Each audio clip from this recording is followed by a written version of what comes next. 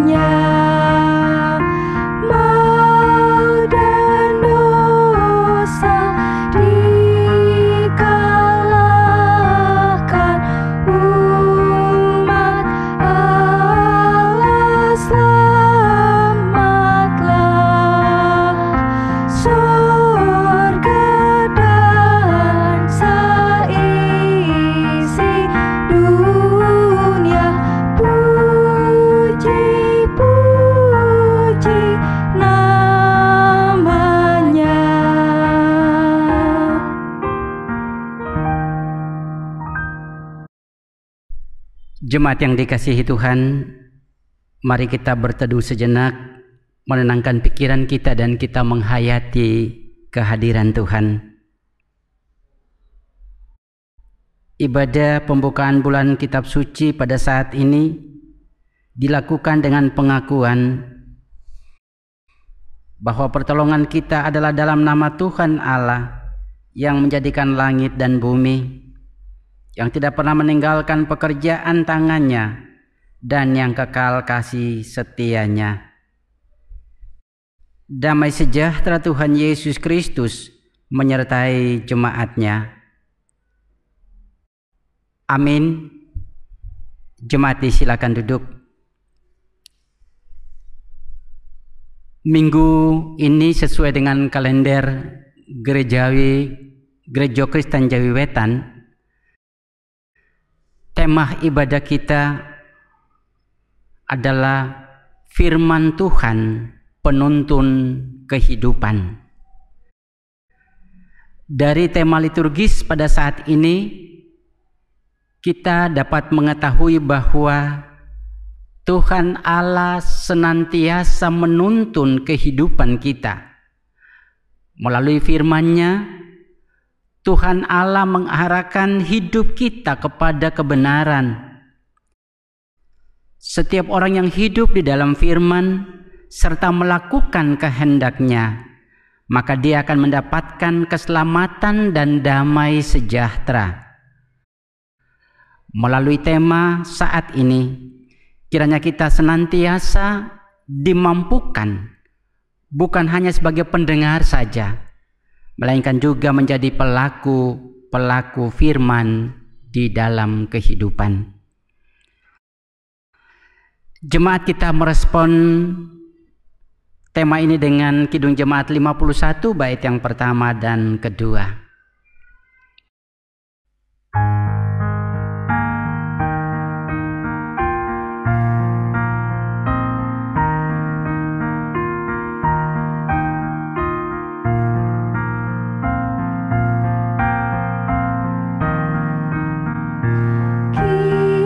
Kitab suci hartaku, tak ternilai hargamu.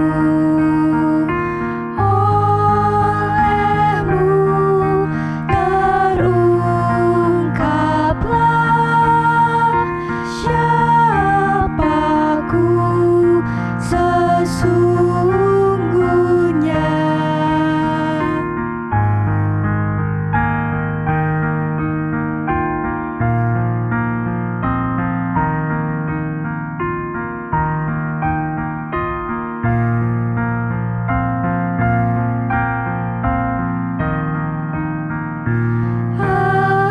Alkitab membimbingku pada juru selamatku dan membuatku sadar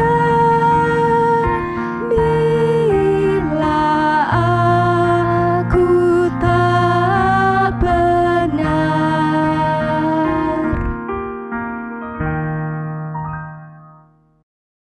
Saudara-saudaraku, demikianlah sabda Tuhan bagi kita di saat ini. Jawab Yesus kepadanya, "Kasihilah Tuhan Allahmu dengan segenap hatimu dan dengan segenap jiwamu dan dengan segenap akal budimu.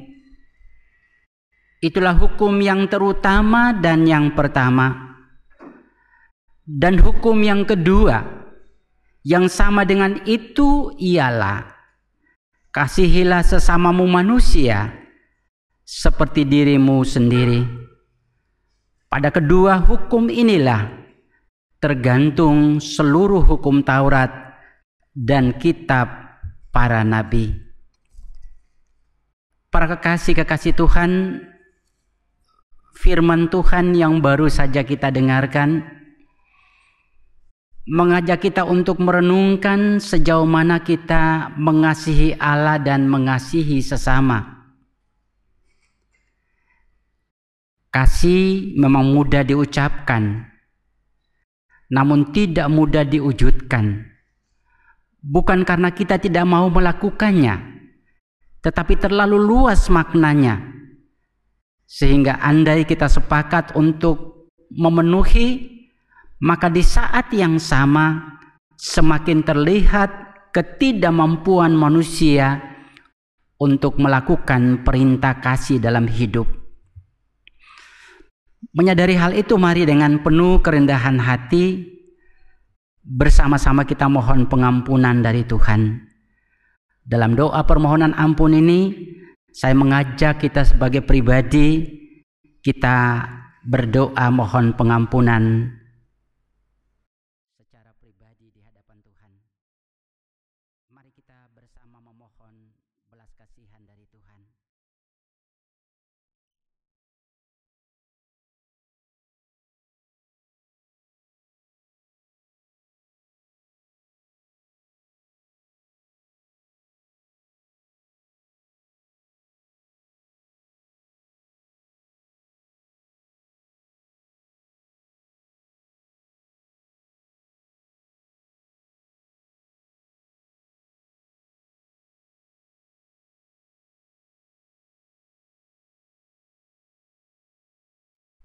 Tuhan, berkenanlah mendengar setiap pengakuan kami, umat-Mu yang memiliki keterbatasan untuk mewujudkan kasih kepada Tuhan dan sesama. Tak ada yang bisa mengampuni kegagalan kami, tak ada yang bisa meneteramkan hati dan jiwa selain Dikau, Yesus yang telah mati dan bangkit bagi penebusan atas dosa-dosa kami. Amin. Jemaat saya undang untuk bersama-sama berdiri. Bagi setiap kita yang dengan sungguh hati telah mengakui akan segala dosa dan pelanggaran kita di hadapan Tuhan. Dia adalah Tuhan yang penuh kasih, yang setia, memberikan pengampunan bagi kita yang datang kepadanya.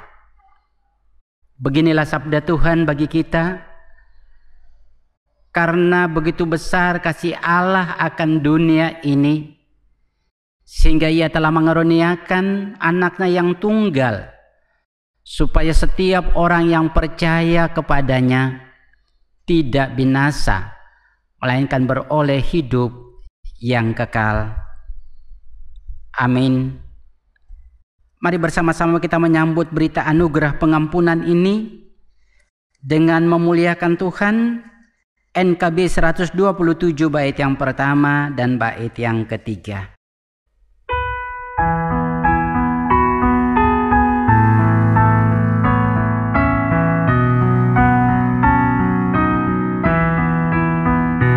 Ya Tuhan, Kaulah penebus yang berikan darah-Mu menjadi kurban yang kudus, mulia bagiku.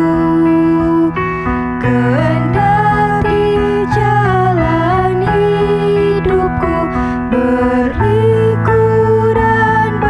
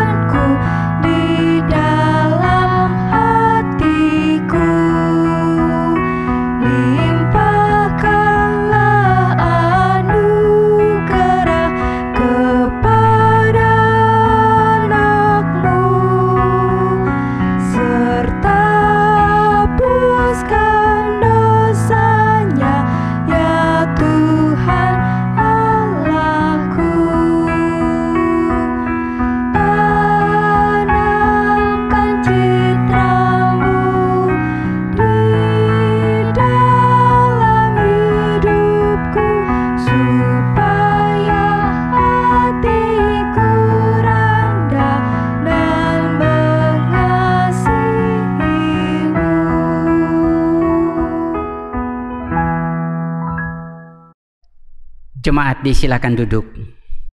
Sidang jemaat yang dikasihi Tuhan, saatnya kita akan mendengarkan pembacaan firman Tuhan yang terambil dari Injil Markus pasal 7. Kita akan baca ayat 24 sampai dengan 37. Namun sebelum kita lebih jauh membaca dan mendengarkan firman Tuhan, mari kita berdoa terlebih dahulu mohon petunjuk. Mari kita berdoa. Puji syukur, sembah serta kehormatan kami haturkan kehadirat-Mu ya Tuhan. Terlebih pada minggu pagi hari ini, Engkau masih memberikan kami nafas hidup sehingga kami boleh melanjutkan kehidupan kami. Pada pagi hari ini kami semua membangun ibadah untuk memuji dan memuliakan nama-Mu. Dan sekarang kami akan membaca firman Tuhan. Kiranya Tuhan boleh hadir di setiap hati kami. Engkau boleh memberikan cahaya-Mu kepada setiap hati kami masing-masing. Tuhan, kami juga serahkan tempat ibadah yang kami pakai. Tuhan, kiranya Engkau sucikan, Engkau jauhkan dari mara bahaya, sehingga kami semua boleh beribadah dengan baik. Bapak Pendeta yang akan memimpin jalannya ibadah, Tuhan kiranya Engkau juga berikan kebijaksanaan, dan apapun yang keluar tertabur pada pagi hari ini, boleh berkenan di hadirat-Mu. Berfirmanlah Tuhan, kami semua bersedia untuk membuka hati. Haleluya, amin. Pembacaan Alkitab dari Injil Markus pasal 7 ayat 24 sampai dengan 37, demikian firman Tuhan. Perempuan Sirofenisia yang percaya. Lalu Yesus berangkat dari situ dan pergi ke daerah Tirus. Ia masuk ke sebuah rumah dan tidak mau bahwa ada orang yang mengetahuinya, tetapi kedatangannya tidak dapat dirahasiakan. Malah seorang ibu yang anaknya perempuan kerasukan roh jahat segera mendengar tentang dia, lalu datang dan tersungkur di depan kakinya. Perempuan itu seorang Yunani bangsa Sirofenisia. Ia memohon kepada Yesus untuk mengusir setan itu dari anaknya. Lalu Yesus berkata kepadanya, "Biarlah anak-anak kenyang dahulu, sebab tidak patut mengambil roti yang disediakan bagi anak-anak dan melemparkannya kepada anjing." Tetapi perempuan itu menjawab, "Benar Tuhan, tetapi anjing yang di bawah meja juga makan remah-remah yang dijatuhkan anak-anak."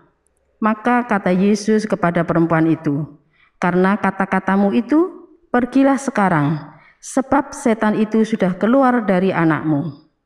Perempuan itu pulang ke rumahnya, lalu didapatinya anak itu berbaring di tempat tidur, sedang setan itu sudah keluar. Yesus menyembuhkan seorang tuli. Kemudian Yesus meninggalkan pula daerah Tirus dan dengan melalui Sidon pergi ke Danau Galilea. Di tengah-tengah daerah Dekapolis, di situ orang membawa kepadanya seorang yang tuli dan yang gagap dan memohon kepadanya supaya ia meletakkan tangannya atas orang itu. Dan sesudah Yesus memisahkan dia dari orang banyak, sehingga mereka sendirian, ia memasukkan jarinya ke telinga orang itu. Lalu ia meludah dan meraba lidah orang itu. Kemudian sambil menengadah ke langit, Yesus menarik nafas dan berkata kepadanya, "Efata," artinya terbukalah. Maka terbukalah telinga orang itu, dan seketika ia terlepas pulalah pengikat lidahnya. Lalu ia berkata-kata dengan baik. Yesus berpesan kepada orang-orang yang ada di situ supaya jangan menceritakannya kepada siapapun. Tetapi makin dilarangnya mereka, makin luas mereka memberitakan dan berkata, "Ia menjadikan segala-galanya baik. Yang tuli dijadikannya mendengar, yang bisu dijadikannya berkata-kata." Amin. Berbahagialah barang siapa dengan tekun memelihara firman Tuhan dan bisa menjalankan di dalam kehidupan sehari-hari. Sidang jemaat yang dikasihi Tuhan, untuk mengamini firman Tuhan, mari kita memuji dan memuliakan nama Tuhan dari Kidung Jemaat nomor 50A, bait 1 dan 3.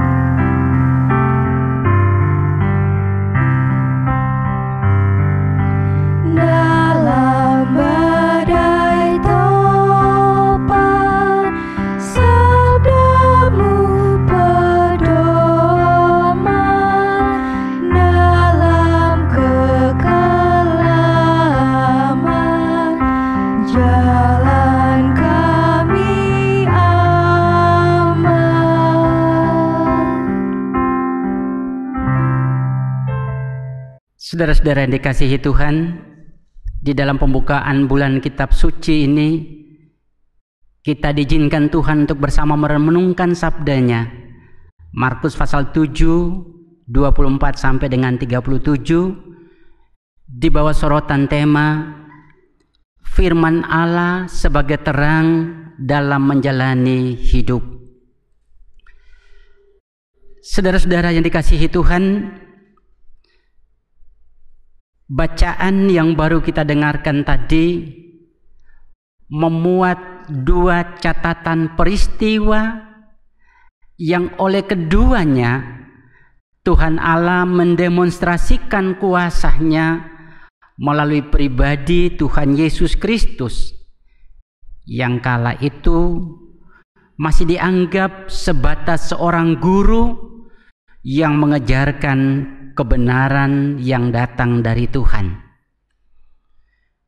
Dua hal yang kami maksudkan adalah pertama, tentang permohonan yang disertai dengan iman yang sungguh. Ayat 24 sampai dengan ayat yang ke-30.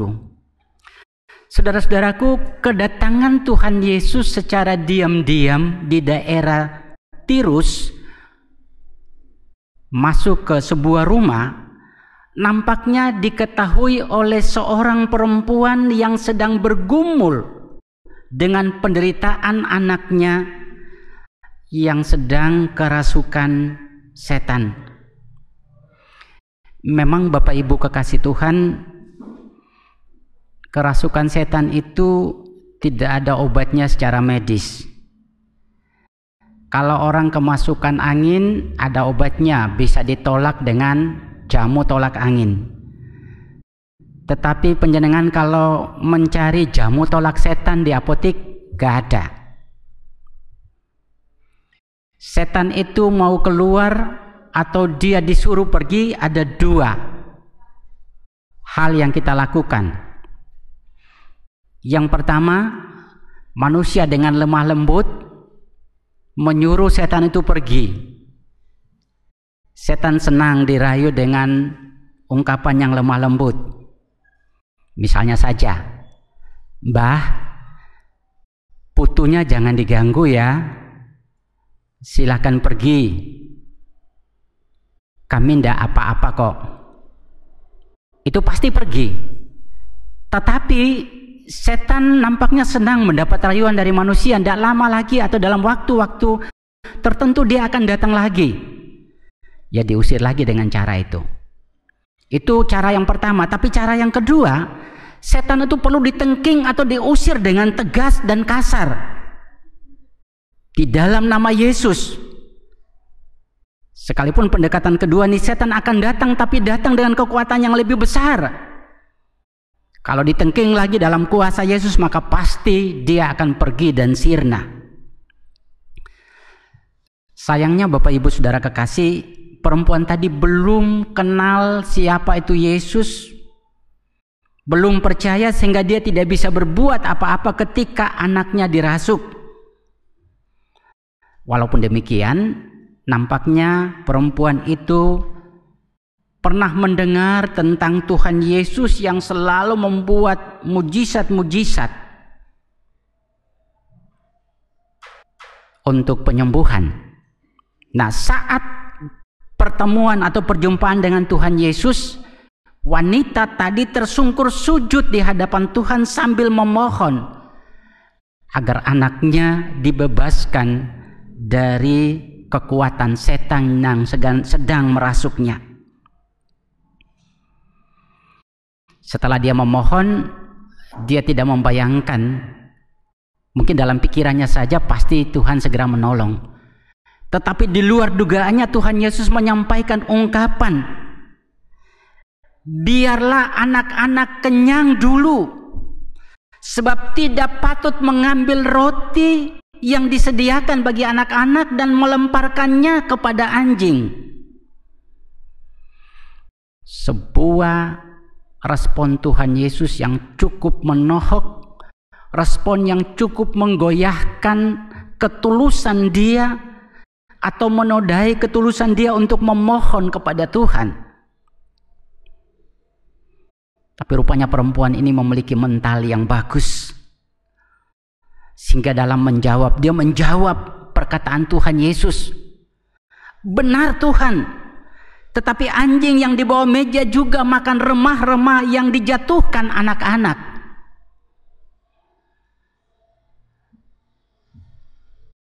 Luar biasa jawaban wanita tadi. Saya membayangkan kalau Tuhan Yesus dalam kapasitas sebagai manusia pasti terkejut mendengar respon balik dari wanita tadi. Itulah sebabnya Tuhan Yesus mengatakan, karena kata-katamu itu pergilah sekarang, karena setan itu sudah keluar. Kekasih-kekasih Tuhan, pertanyaan bagi kita, mengapa Tuhan sejak awal itu menolak untuk menyembuhkan, tetapi kemudian tergerak hati untuk menolong anak dari perempuan tadi? Apakah karena kata-kata itu? Tidak juga. Benar dia menyampaikan kata-kata seperti itu, tetapi ternyata motivasi di balik perkataan itulah yang diperhitungkan Tuhan Yesus. Ada 3 unsur, ada 3 nilai yang terkandung di dalam ungkapannya. Ada nilai kerendahan hati, ada nilai kesungguhan, dan ada nilai ketekunan. Nilai kerendahan hati terlihat ketika dia berjumpa dengan Yesus, dia jatuh tersungkur, menunjukkan kerendahannya. Dan yang kedua terlihat ketika Tuhan Yesus menyampaikan kata yang kasar terhadap dia, seperti penghinaan, tetapi dia tidak peduli. Dia terus dengan sungguh dan tekun untuk memohon. Wanita tadi tidak marah, tapi justru membalas dengan ungkapan yang penuh ketekunan, benar Tuhan, tetapi anjing makan remah-remah yang dijatuhkan anak-anak itu. Kekasih Tuhan, cara memohon yang boleh saya katakan josplong, mantap. Pertanyaannya bagi kita, bagi orang Kristen sekarang yang selalu berdoa, apakah sudah memiliki sikap di dalamnya ada 3 nilai tadi? Ada nilai kerendahan, ada nilai ketekunan, ada nilai kesungguhan. Saudaraku, banyak orang Kristen yang tekun dan sungguh bila berdoa, tetapi hilang nilai kerendahannya. Malah kadang dengan sombong berteriak-teriak, jika Tuhan tidak menjawab doa anak ini, saya khawatir anak ini akan pergi. Kok ciptaan kau mengancam Tuhan? Ada yang berdoa dengan rendah hati dan sungguh, tetapi tidak tekun, cepat bosan, apalagi doanya lama tidak dijawab. Ketiga unsur ini, unsur kerendahan, unsur kesungguhan, unsur ketekunan, paling tidak yang sudah ditonjolkan oleh perempuan tadi bisa menjadi pengalaman yang patut diperhitungkan ketika orang Kristen mau mengaturkan doa. Bukan berarti lalu itu syarat doa dipenuhi, tidak. Doa terpenuhi itu adalah domain dari Tuhan sendiri. Tapi paling tidak kita punya pengalaman, kita menarik pengalaman dari wanita tadi, bagaimana caranya dengan penuh santun kita mengaturkan doa kepada Tuhan. Catatan yang kedua, Bapak Ibu Saudara kekasih, penyembuhan seorang yang tuli atau bisu. Di ayat 31 sampai dengan 37. Soal penyembuhan, soal mujizat yang dilakukan Yesus sudah biasa. Tapi ada hal yang menarik di sana adalah bahwa prosesnya. Ketika orang menghantar anak itu kepada Yesus, Yang pertama Tuhan Yesus lakukan adalah membawa anak itu terpisah dari kelompok orang banyak, dari kerumunan. Tuhan Yesus membawa pergi, kemudian Tuhan Yesus memasukkan jari di telinga anak itu seolah-olah mau membuka sumbatan di telinganya. Lalu kemudian yang berikut adalah Tuhan Yesus memasukkan jari yang sudah diludahi sendiri, meraba-raba lidah anak itu. Lalu kemudian Tuhan Yesus menengadah ke langit sambil mengucap syukur. Dan dia berkata, Efata, terbukalah, lepaslah, bebaslah. Bapak Ibu, Efata ini dari istilah bahasa Aram yang artinya terbuka. Mungkin Bapak Ibu saudara-saudara jemaat, kalau kita memperhatikan proses penyembuhan ini, kita berpikir kok ribet banget ya Tuhan Yesus menyembuhkan anak itu. Bukankah cukup dengan berteriak sembuh selesai? Kenapa kok harus ribet? Sebetulnya Tuhan Yesus melakukan tahapan penyembuhan atau proses demi proses itu supaya mengingatkan kepada manusia bahwa ketika kita berdoa tidak harus segera dijawab oleh Tuhan. Dibutuhkan proses penantian, penungguan kapan Tuhan menjawab.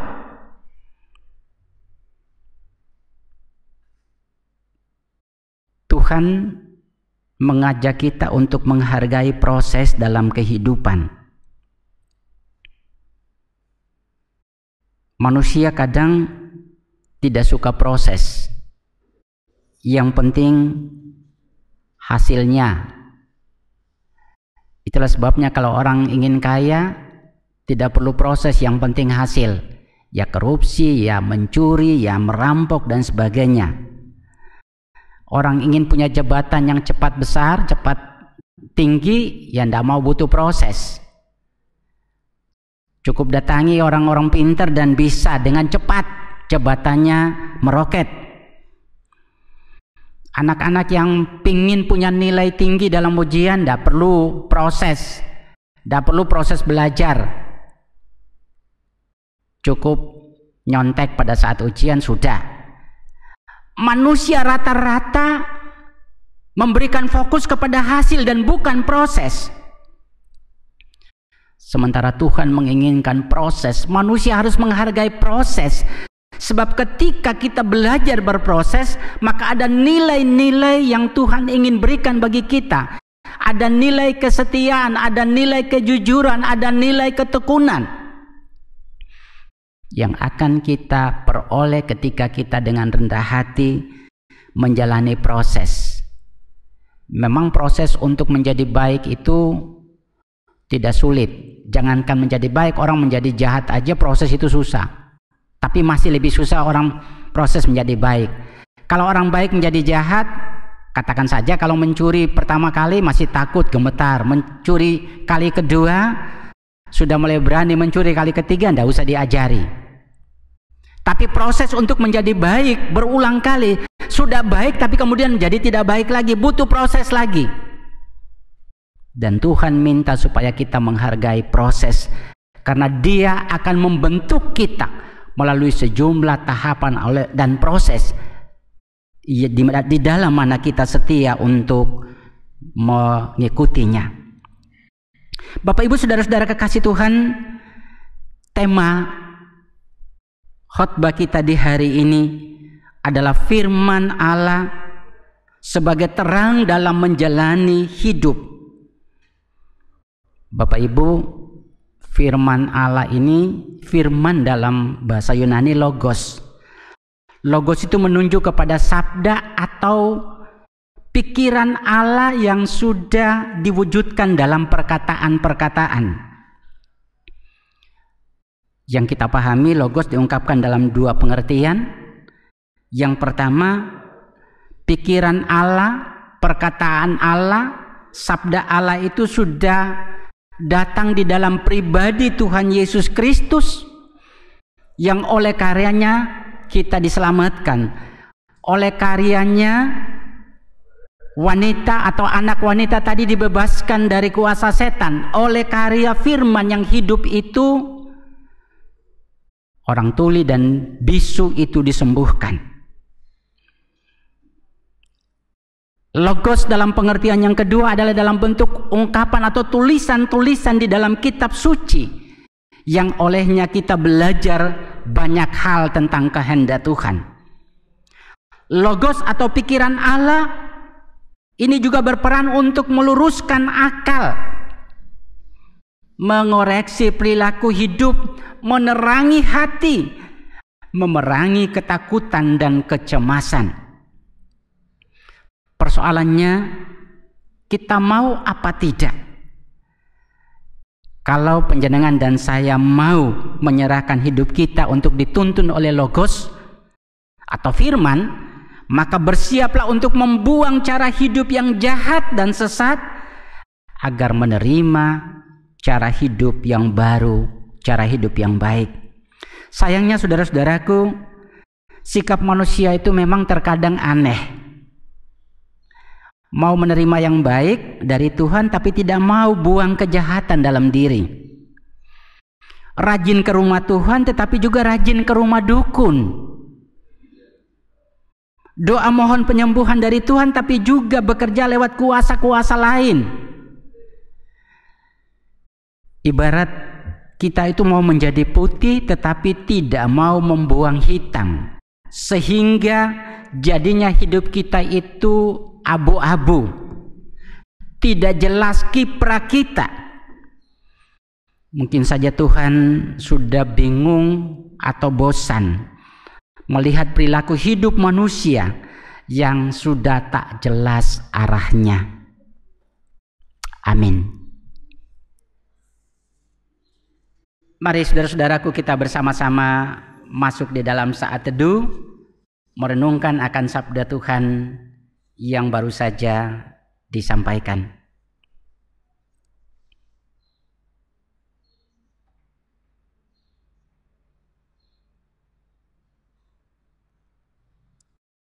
Saat teduh kita akhiri. Saya mengundang jemaat untuk bersama-sama berdiri. Kita akan mengikrarkan pengakuan iman rasuli bersama-sama dengan semua orang percaya di segala abad dan tempat yang demikian.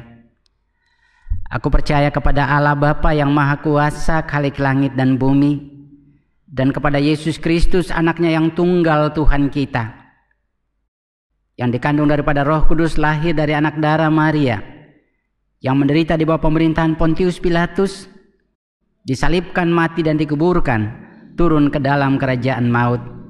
Pada hari yang ketiga bangkit pula dari antara orang mati, naik ke surga, duduk di sebelah kanan Allah Bapa yang Maha Kuasa, dan akan datang dari sana untuk menghakimi orang yang hidup dan mati. Aku percaya kepada Roh Kudus, gereja yang kudus dan am, persekutuan orang kudus, pengampunan dosa, kebangkitan daging, dan hidup yang kekal. Amin. Jemaat disilakan duduk. Jemaat kekasih Tuhan, ada firman Tuhan yang demikian. Ingatlah juga bahwa dari kecil engkau sudah mengenal kitab suci yang dapat memberi hikmat kepadamu dan menuntun engkau kepada keselamatan oleh iman kepada Yesus Kristus. Segala tulisan yang diilhamkan Allah memang bermanfaat untuk mengajar, untuk menyatakan kesalahan, untuk memperbaiki kelakuan, dan untuk mendidik orang dalam kebenaran. Saudara kekasih Tuhan, dengan didasari firman Tuhan dari 2 Timotius 3 ayat 15-16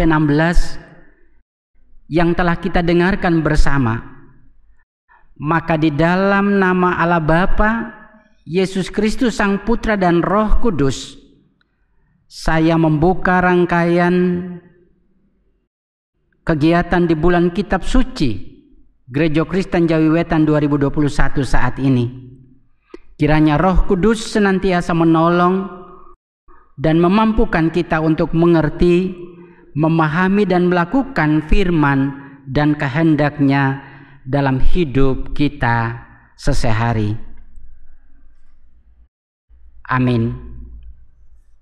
Jemaat disilakan duduk.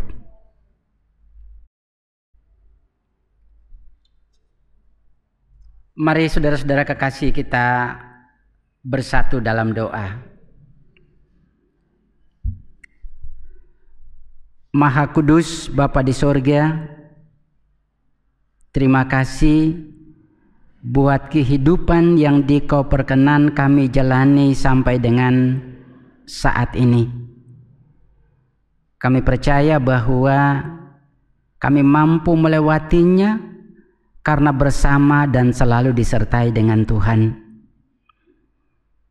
Terima kasih Dikau berkenan menyapa kami dengan firman-Mu agar tetap percaya kepada firman sebagai kehendak Allah yang setia menuntun kami dalam menjalani hari-hari kehidupan pemberian Tuhan. Terima kasih Tuhan, Dikau izinkan kami melewati proses hidup yang tak mudah di era pandemi COVID-19 dan dampaknya, bahwa melalui suka duka Dikau menghantar kami untuk semakin dekat kepadamu. Kuatkan kami sebagai pribadi, sebagai keluarga, sebagai persekutuan bergereja, dan juga sebagai pemerintah untuk tetap bertahan setia mengandalkan Tuhan dalam proses yang sedang terjadi. Sehingga bila badai ini berlalu, kami akan semakin mengerti apa yang harus kami lakukan untuk menghadapi kesulitan-kesulitan yang akan datang sesuai peran-peran yang Tuhan percayakan.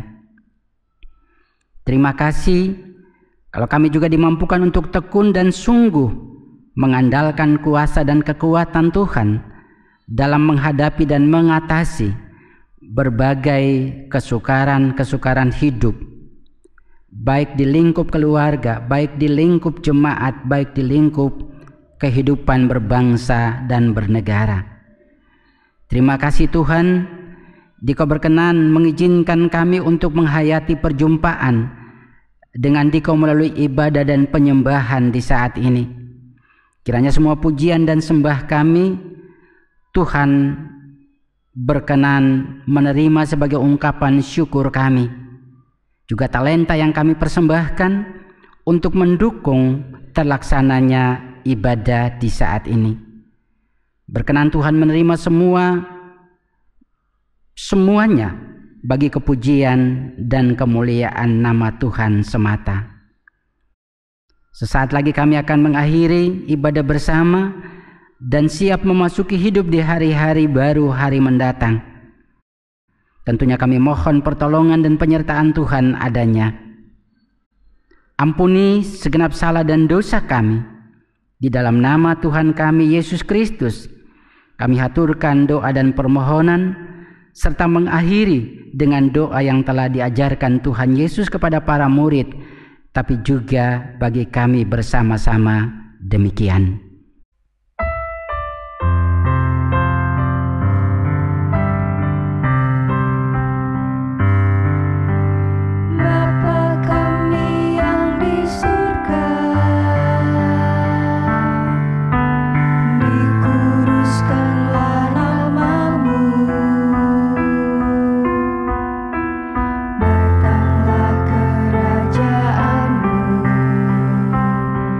Jadilah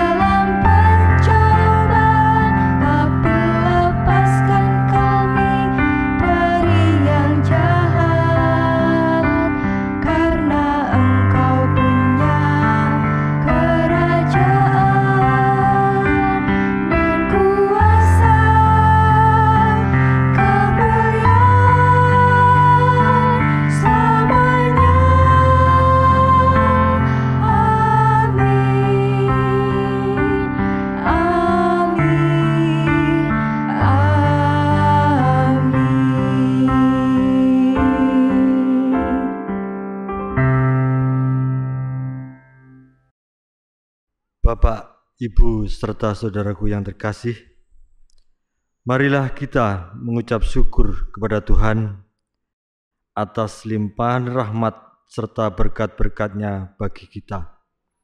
Adapun dasar persembahan pada pagi hari ini kita ambil dari Yeremia 33 ayat yang ke-11 yang demikian. Akan terdengar lagi suara kegirangan dan suara sukacita, suara pengantin laki-laki dan suara pengantin perempuan, suara orang-orang yang mengatakan, "Bersyukurlah kepada Tuhan semesta alam, sebab Tuhan itu baik, bahwasanya untuk selama-lamanya kasih setianya." Amin. Bapak Ibu yang terkasih, marilah kita sambut firman ini dengan menyanyikan kidung dari NKB 265 ayat 1 dan 2. Bukan karena upahmu.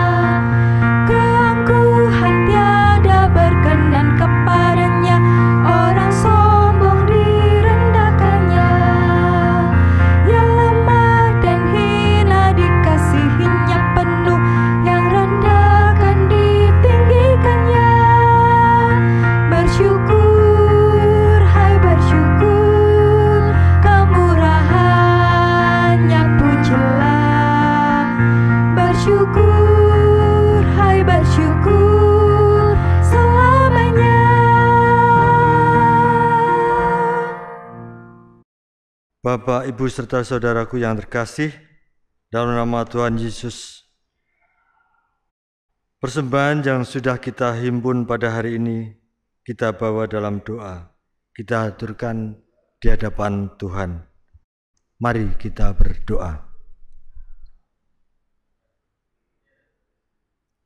Tuhan, kami kembali bersujud di hadapan-Mu Tuhan.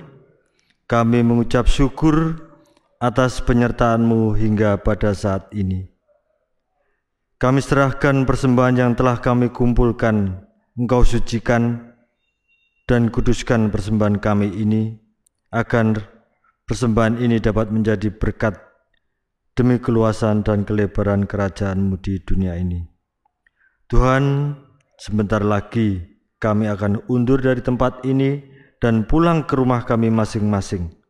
Engkau sertai kami satu persatu dalam perjalanan kami menuju rumah kami masing-masing, sehingga kami dapat bertemu kembali dengan keluarga kami tanpa halangan suatu apapun. Tuhan, demikian seru dan doa kami yang hanya kami serahkan dalam nama Tuhan kami Yesus Kristus, Juru Selamat kami. Amin. Mari Bapak Ibu kekasih-kekasih Tuhan, saya mengundang untuk bersama-sama berdiri. Marilah kita kembali ke dalam kehidupan keseharian kita masing-masing. Jadikanlah bulan kitab suci saat ini sebagai sarana bagi kita untuk semakin menguatkan iman dan pengharapan kita.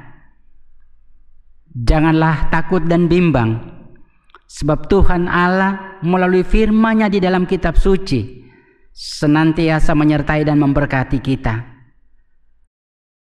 Jadilah pelaku firman yang hidup di dalam kebenaran Allah.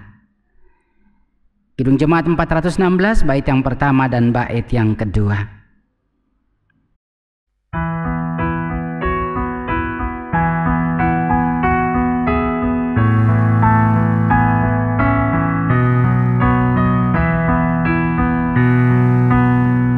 Tersembunyi ujung jalan, hampir atau masih jauh, ku dibimbing tangan Tuhan ke negeri yang tak ku tahu. Bapa ajar aku ikut, apa juga maksudmu, tak bersangsi atau takut, beriman tetap teguh.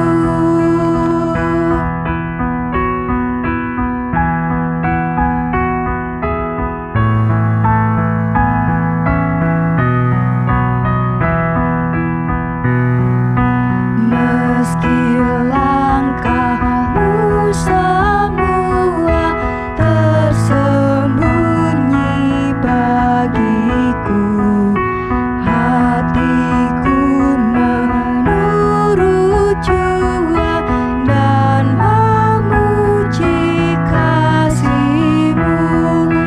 Meski kini tak ku nampak, nanti ku berbahagia apabila terang-Mu nampak dengan kemuliaan-Nya.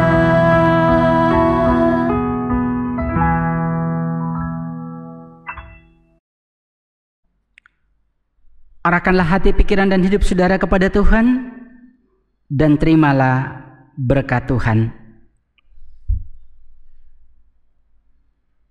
Damai sejahtera yang bersumber dari Allah Bapa,